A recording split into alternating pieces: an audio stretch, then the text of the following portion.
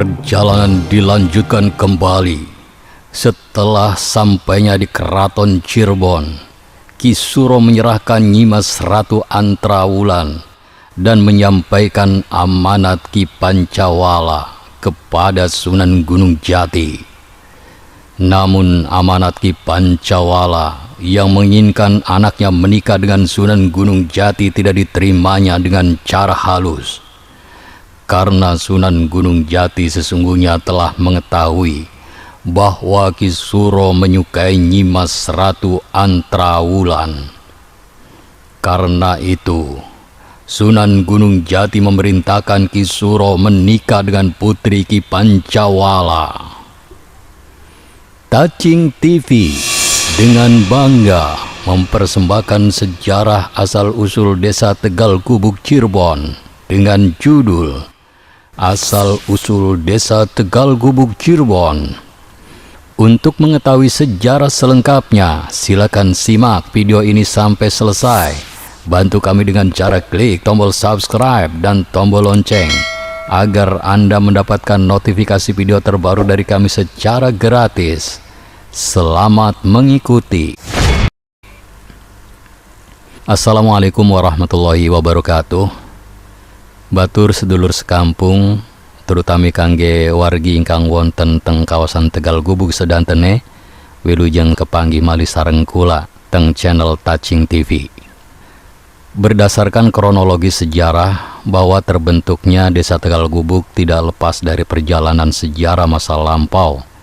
Terbukti dari pendiri Desa Tegal Gubuk, yaitu seorang pengawal Kanjeng Syekh Syarif Hidayatullah atau yang terkenal dengan nama Sunan Gunung Jati, adalah salah seorang wali kutub dari Wali Songo.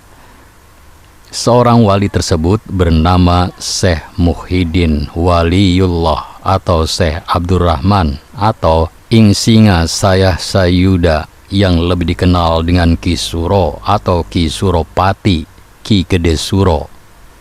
Batur sedulur sekampung, setelah perang besar antar kerajaan Telaga, nama sebuah kerajaan kecil sebelah barat daya Cirebon, Cikijing Majalengka Cirebon, dan Galuh, Raja Galuh, bekas pusat kerajaan Pajajaran Jatiwangi Majalengka Cirebon, melawan Kesultanan Cirebon. Kerajaan Talaga dan Galuh dapat ditaklukkan. Akhirnya masyarakat Talaga memeluk agama Islam. Kemudian Syekh Sunan Gunung Jati dalam penyiaran agama Islam di negeri Talaga dan Galuh mengutus beberapa orang penggeden atau pembesar yang memiliki banyak ilmu dan kesaktian tinggi untuk memberikan pengawasan terhadap bekas taklukan Kesultanan Cirebon, karena masih ada bekas pepati atau adipati yang tidak suka dengan agama Islam. Kemudian di antara para penggeden atau pembesar yang diutus itu adalah Ki Suro, seorang penggeden atau pembesar yang terkenal sakti mandraguna, berasal dari negeri Arab.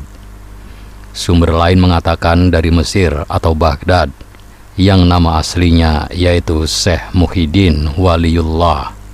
Sedangkan dalam sumber lain mengatakan Syekh Abdurrahman, yang sudah 2 tahun tinggal di kota Cirebon sebagai santri atau murid Sunan Gunung Jati. Lalu setelah dianggap cukup ilmunya oleh Syekh Syarif Hidayatullah, ia diutusnya untuk membantu menyebarkan agama Islam ke seluruh pelosok penduduk Jawa Barat.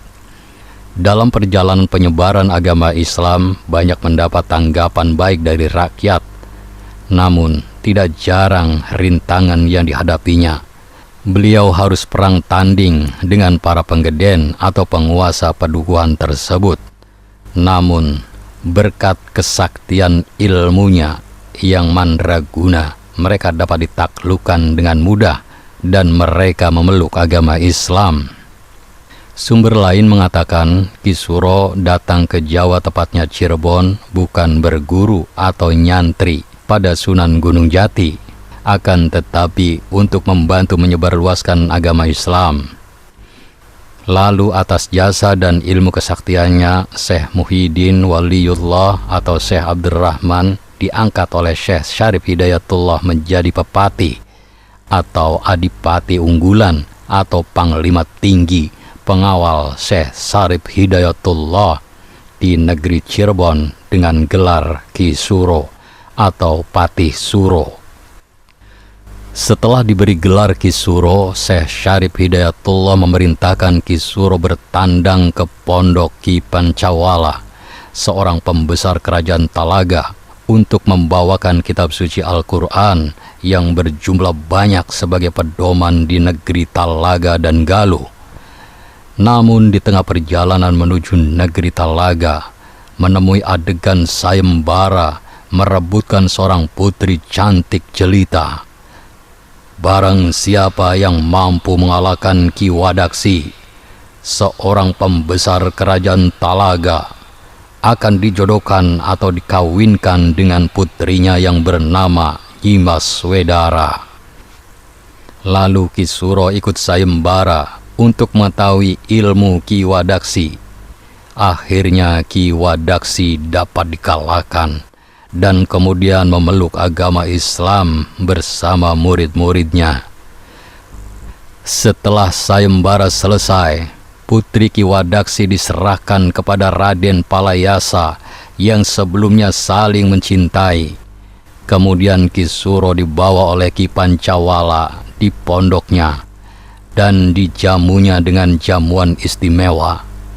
Dengan senang hati Ki Pancawala didatangi Ki Suro.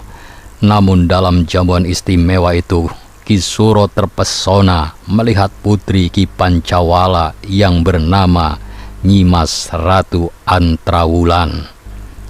Dalam hati Ki Suro punya keinginan menjadikan pendamping hidupnya. Namun sebelum Ki Suro mengatakan keinginan hatinya untuk meminang Nyai Mas Ratu Antrawulan, bapaknya Nyimas Ratu Antrawulan yaitu Ki Pancawala sudah mengetahui bahwa putrinya akan diserahkan kepada Sunan Gunung Jati yang diharapkan menjadi istrinya, dan meminta Ki Suro bersedia mengantarkannya ke Keraton Cirebon.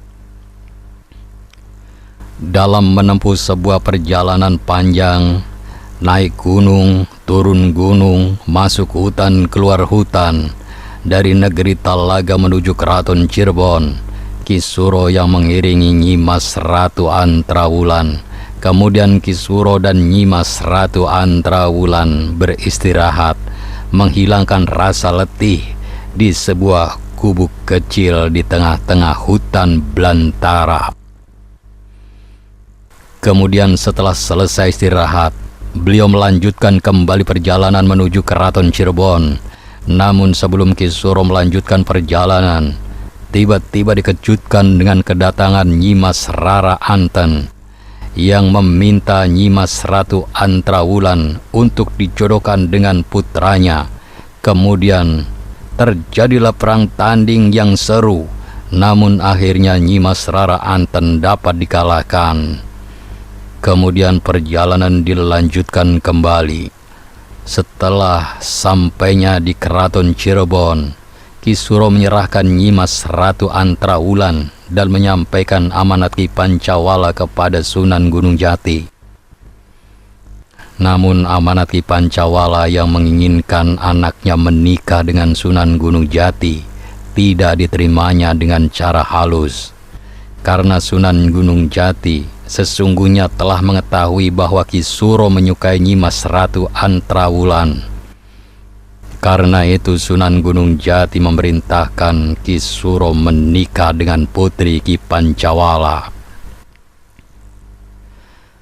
Kemudian setelah Ki Suro dan Nyimas Ratu Antrawulan sudah menjadi suami istri, selanjutnya membangun pedukuhan atau perkampungan di sebuah tegalan di tengah-tengah hutan yang dahulu terdapat gubuk kecil dan yang pernah disinggahi sewaktu dalam perjalanan. Kemudian pedukuhan itu atas restu dan izin Sunan Gunung Jati diberi nama Tegal Gubuk, yang mana nama tersebut terdiri dari dua suku kata, yaitu Tegal dan Gubuk. Tegal yang berarti tanah yang dicangkul untuk ditanami. Sedangkan gubuk artinya adalah rumah kecil yang terbuat dari bambu dan atapnya dari daun alang-alang atau daun tebu. Jadi Tegal Gubuk adalah sebuah rumah kecil yang sangat sederhana, terbuat dari bambu yang di sekitarnya terdapat tegalan atau galengan yang siap ditanami. Peristiwa terbentuknya nama Tegal Gubuk ini terjadi sekitar tahun 1489, sekitar akhir abad ke-15, pada saat Kesultanan Cirebon dipimpin oleh Kanjeng Syekh Syarif Hidayatullah atau yang terkenal dengan nama Sunan Gunung Jati Cirebon, yang merupakan salah satu wali dari Wali Songo yang dituakan ilmunya oleh rekan-rekannya. Setelah terbentuk sebuah nama pedukuhan atau perkampungan Tegal Gubuk, kemudian Ki Suro melanjutkan misinya untuk menyebarkan agama Islam di kampung tersebut. Terbukti dengan pesatnya agama Islam yang disebarkannya kepada masyarakat sekitar, yang ketika itu masih mempercayai atau menganut agama nenek moyangnya, yaitu animisme, aliran atau kepercayaan terhadap roh, dan dinamisme, sebuah aliran atau kepercayaan terhadap benda, dan Hindu, Buddha. Situs Ki Gede Suropati sampai sekarang banyak dikunjungi orang dari berbagai penjuru. Lokasinya terletak di Desa Tegal Gubuk, Kecamatan Arjawinangun, Kabupaten Cirebon. Batur sedulur sekampung, demikian sejarah asal-usul Desa Tegal Gubuk, Arjawinangun, Cirebon yang bisa saya paparkan. Saya yakin Anda memiliki pendapat yang berbeda. Oleh karena itu, jika ada perbedaan atau ingin melengkapi sejarah ini, silakan tulis di kolom komentar dengan bijak. Mohon maaf jika ada kekeliruan dalam penyebutan nama toko atau tempat. Terima kasih telah menonton video ini sampai selesai. Jangan lupa klik tombol subscribe, like, komen, dan share seake-akehe. Ingat, tetap meduluran, aja pada tukaran. Wassalamualaikum warahmatullahi wabarakatuh.